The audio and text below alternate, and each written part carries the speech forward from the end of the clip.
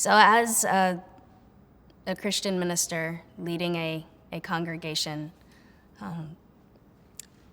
part of my task is to empower them to make a difference and figure out ways that they can affect this issue. Two areas of my ministry that I'm extremely passionate about are evangelism and mission and service. We are called to proclaim the good news in word and in deed. And I find that evangelism and mission have a nexus point in advocacy. And I feel like there's a place for faith communities to speak up and speak out. And part of that is our moral authority that comes from God. This can take the shape of ethical teaching within our own congregations. We have to talk about sex, what's healthy, what's not, what's sinful.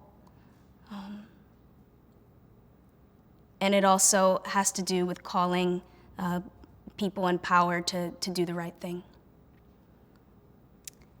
So whether it's lobbying for legislation or approaching businesses about responsible corporate behavior,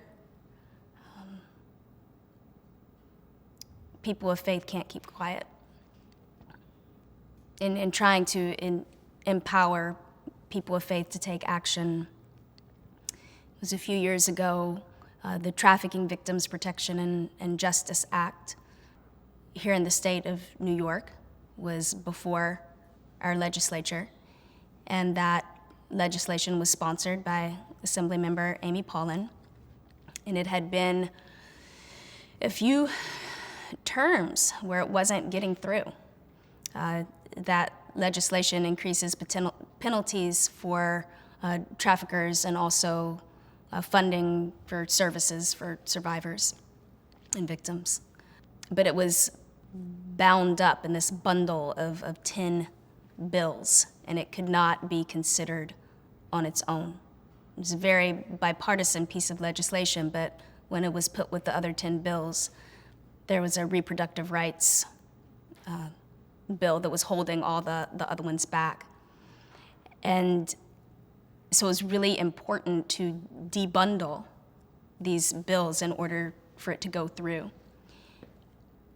And so I led a letter writing campaign asking members of the Episcopal Church to meet with their assembly members to vote to consider the legislation on its own, and worked with the New York State Anti-Trafficking Coalition, who was the main body lobbying for that legislation.